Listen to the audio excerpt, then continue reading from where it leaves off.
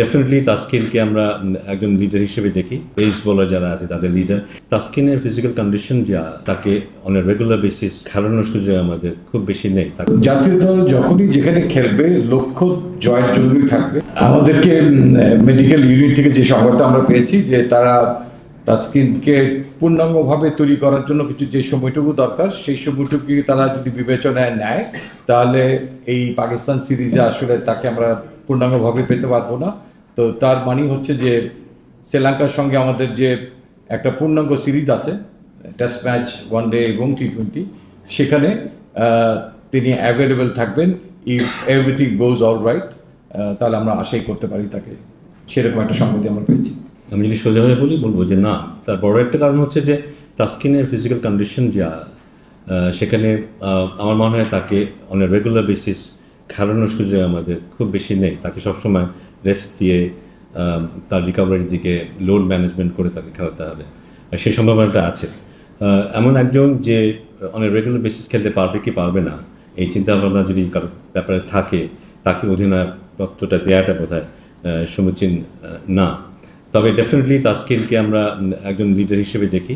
আমরা জানি যে ও পেস বোলার যারা আছে তাদের লিডার এবং অ্যাজ এ হোল দলে একজন গুরুত্বপূর্ণ খেলোয়াড়, নেতা।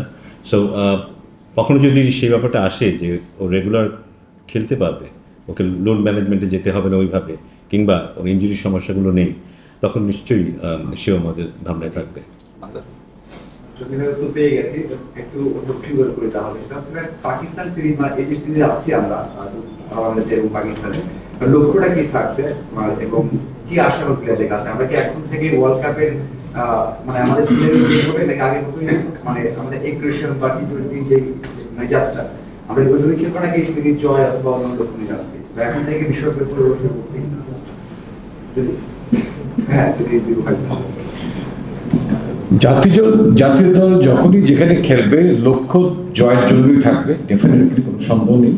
তবে জয় অর্জন করার জন্য আমি ব্যক্তিগত মনে করি যে মেজাজে টি20 ক্রিকেট যাচ্ছে, ট্রান্সফরমেশন অফ ক্রিকেট যেভাবে হচ্ছে, তো তার জন্য দ্বিপাক্ষিক সিরিজের মাধ্যমে আমাদেরকে তৈরি হতে হবে যে কোনো গ্লোবাল টুর্নামেন্টে যদি আমরা আমাদের গড়পড়তা পারফরমেন্সের থেকে আরও ভালো পারফরমেন্স করতে চাই, তাহলে আমার মনে হয় একটা হচ্ছে অনুশীলনে সেটাকে রপ্ত করা, দ্বিতীয়টা হচ্ছে তার এফেক্টটা, ঝলকটা যেন কিছুটা হলেও আমাদের দ্বিপাক্ষিক সিরিজগুলোতে পড়ে। সেখানে হয়তো আমরা কোনো ম্যাচ বড় ব্যবধানে হারতেও পারি, কিন্তু আমাদের অ্যাপ্রোচটা যেন মধ্যে পরিবর্তন আসে, সেটাই আমাদের তরফ থেকে মেসেজ। আপনি বলছিলেন যে নাহিদ রানাকে যদি আসলে ঠিক সময় পাওয়া যেত তাহলে হয়তো চিন্তা করতে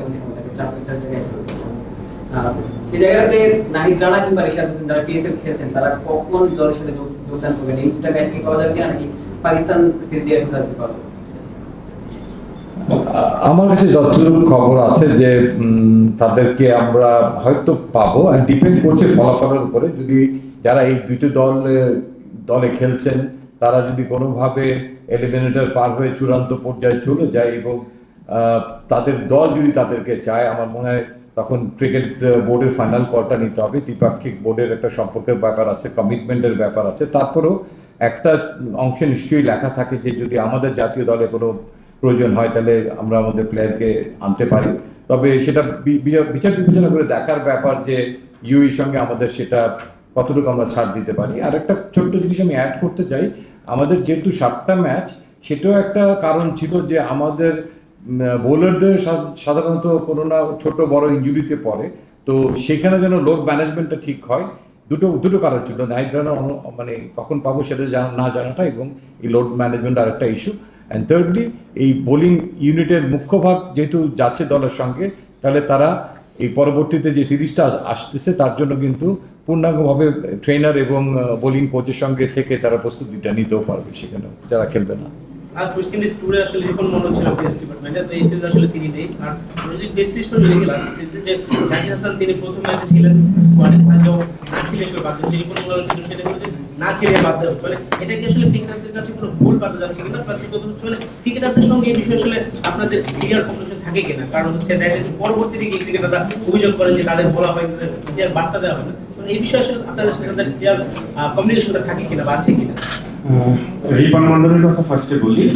রিপন মন্ডলেরটা ছিল এরকম যে ও খুবই ইয়াং, প্রমিজিং, এবং তখন আমাদের একটা ভ্যাকেন্সি ছিল টিমে। তো ওকে কিন্তু খেলানোর জন্য না, ওকে টিমের সাথে রেখে যাতে ও এই ফ্লেভারটা সম্পর্কে কিছুটা হলেও পরিচিত থাকে। অ্যাট দ্য সেম টাইম আমাদের এখন যেহেতু ইমাজিন এবং এটিন দুইটা খেলা চলছে, তো ন্যাশনাল টিমের লিগে আসলে রিপন মন্ডলের খেলার চান্স খুবই কম। তো এই কারণে ওকে বাইরে রাখা যে এখানে আগে আরো খেলুক, যাতে ও হি ইজ ভেরি প্রমিজিং, আপনারা সবাই জানেন। তো এটা আর জাকির হাসানের ওভারঅল ক্লিয়ার মেসেজটা যদি তারা পায় কিনা? অবশ্যই পায়, অবশ্যই। এখানে না পাওয়া, দেখেন যখন একটা টিম হয়, প্লেয়ারদের ক্ষেত্রে যেটা হয় তারা নিজেরাই জানে আসলে, মানে জানানো হোক আর না জানানো হোক সবাই বুঝে যে জাকির কি বুঝতে পারেনি যে জাকির থাকবে না। আমাদের মেইনলি যেটা হয়েছিল জাকিরের ক্ষেত্রে, আমাদের কিন্তু সাধারণত দেশে খেলা হলে 14 মেম্বার টিম দেওয়া হয়, তাই না? তো যেহেতু কনকাশন ইস্যু আছে, সেই বিবেচনা করেই কিন্তু আমরা ওকে আসলে 15 জন ইয়েতে রেখেছিলাম। ও কিন্তু ফার্স্ট 11-এ আসলে ছিল না ফার্স্টে। তো সেকেন্ড টেস্টে যখন আমাদের আসলে চিন্তা করা হলো, তো খুব স্বাভাবিকভাবে যদি রিপ্লেস করতে হয় তাহলে ওরই রিপ্লেসমেন্ট হবে। অ্যাট দ্য সেম টাইম আমাদের যে এই টিম আছে ওরা খেলবে সবাই, মানে যারা বাইরে আছে ন্যাশনাল টিম থেকে বাইরে এসছে সবাই কম বেশি ম্যাচ খেলবে এখানে। মেইনলি এটার কারণেই আসলে করা। একটু অ্যাড অন করি আপনাকে, সিলেট টেস্টটা শেষ হওয়ার পরে I think I had more than 40 minutes discussion with Zakir Hasan, অনেক লম্বা, যেহেতু ওখান থেকে চলে যাবে, সামনে আমাদের পরিকল্পনা কি, ওর কি করণীয়, তো সেগুলো নিয়ে আমার মনে হয় একটা হেলদি ডিসকাশন ওখানে আমার সঙ্গে হয়েছে। এবং এবারে স্কোয়াডে কি কেউ আছে যারা আসলে 11-এ চান্স পাবেন না? মানে স্কোয়াডে থাকলে তো আমরা যেটা বুঝি 11-এ মানে সিলেক্ট করার জন্য তারা। আমি তোমাকে একদম পূর্ণাঙ্গভাবে তো আমি এটার উত্তর তোমাকে দিতে পারবো না, তবে আমাদের একটা ডিসকাশনের একটা বিরাট অংশ ছিল যে আমরা অপরচুনিটি এবার দিব, এবং হেলদি অপরচুনিটি থাকবে। একদম 7টা ম্যাচ তো কাজে 16 আনা তো আর মিলবে না, মানে একটা রিজনেবল একটা জায়গায় আমরা পৌঁছানোর চেষ্টা করব, এরকম একটা আলোচনা ছিল। আর সবাই জানে যে ফার্স্ট 11টার সময় কিন্তু আমরা একটা ব্যাকফুটে থাকি। তারপর আমাদের সঙ্গে টিম ম্যানেজমেন্টের একটা ভালো ডিসকাশন হচ্ছে ব্যাপারটা।